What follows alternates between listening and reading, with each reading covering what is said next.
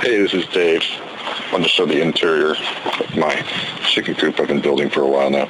The technology that I want to get into it is even really started, except for just a few basics, but I wanted to show interior here. So we've got opening to the coop right here, the big door. I guess someone's going to get in the way of my video here. Get the sunlight out. Big beefy door.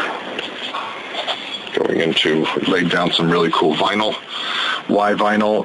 Basically for cleanup. It was actually scrap I had from my father-in-law. He gave it to me, so it worked out really well for the coop. So I laid a really thick layer of adhesive down, so the entire interior is lit with this really cool looking vinyl, which just happens to be in the same.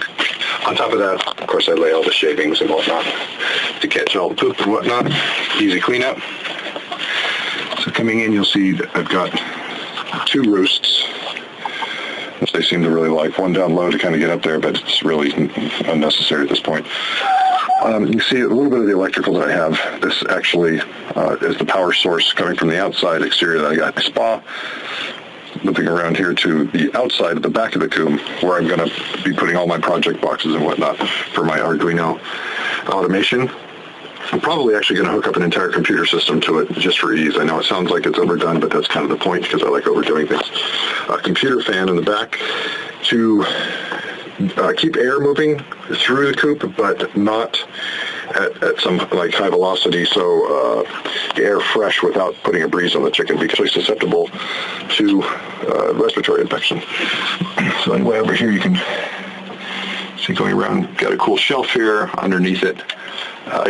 Very basic ventilation that I will probably at least partially cover up, put a little door there, sliding to shut out if it gets super cold out. You can see here I've got a light installed that currently is on a timer.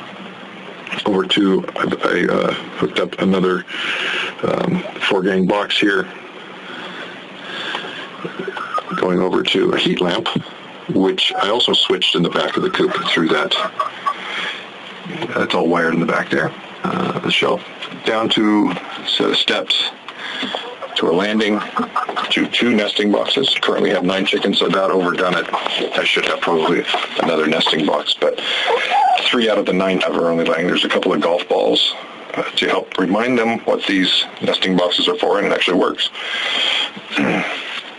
Down on that corner, you can see we've got 2 automated watering cups that only one of the chickens actually understands how to use. You peck at these little yellow things in the back, and water automatically comes in through very low pressure.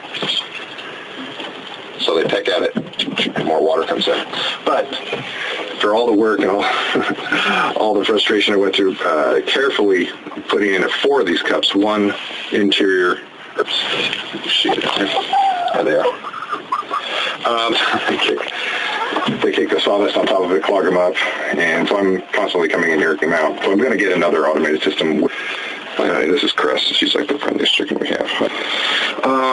What else? So this shows you part of one of my projects I'm going to have is an automated door that slides for further protection. This place is built like Fort Knox, but a lot of ideas of how I'm going to make it slide. I actually have my old garage door opener, which is way over. It's free, and I can hook it up underneath.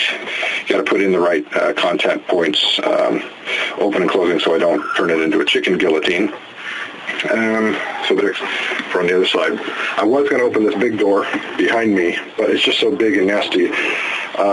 Getting something that's going to be reliable and cheap, probably not going to work out. So I'm just going to cut a new door in right here, and it's either going to slide up, down, or side to side. Haven't decided yet, but I'm going through and checking with all my other chicken nerds across the world, and have some really cool designs out there.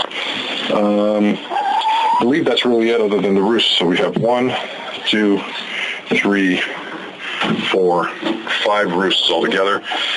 Chickens, it makes kind of sense, but I didn't realize these like to be up high. That's my point. They like this one. And this one, never had chickens before, so I'm learning this. These 2 actually are built as part stability. These go all the way through to hold up these 2 nesting boxes, which sit on the exterior here. All nicely roofed. So it actually come into the inside of this, giving it stability and strength. So in the interior of the coop, a lot more to come. I'm going to have the heating system. I'm actually going to, this light, this lamp down here, turn it upside down. I saw a really cool idea. Flower pot over the top of it to keep water warm. And so actually it would serve two purposes, one of which is to keep the coop warm, and the other which is to keep water from freezing in the winter. So it's going to be back there in the corner. I've already got the water. It's very low pressure, probably like 3 to 4 pounds of pressure. I'll show that in another video of how all this was hooked up. It took a lot of work. And finally, just to spend the money on getting a really low pressure poultry system, so $26 to do it with a drip system, which got it down to 10 pounds, still too much pressure. The chickens were getting squirted in the face, and these cups stopped working because the pressure was too great. I believe that's it. So anyway, that's the interior. I'm going to use items in the blog showing how I built it. It was involved, and I will show more about the automation that I plan on having, which includes 2 automatic doors, a fan, lighting system here, exterior motion detector, window setup for escape raccoons and whatnot, which are prevalent here in Auburn, California. Video of a cougar or mountain lion, whatever tending to be motion detector, which will also include lights, and our sprinkler. In addition to that, electronic fence is going to be put in around the entire perimeter of the chicken coop and the entire yard. Anyway, take care. Bye.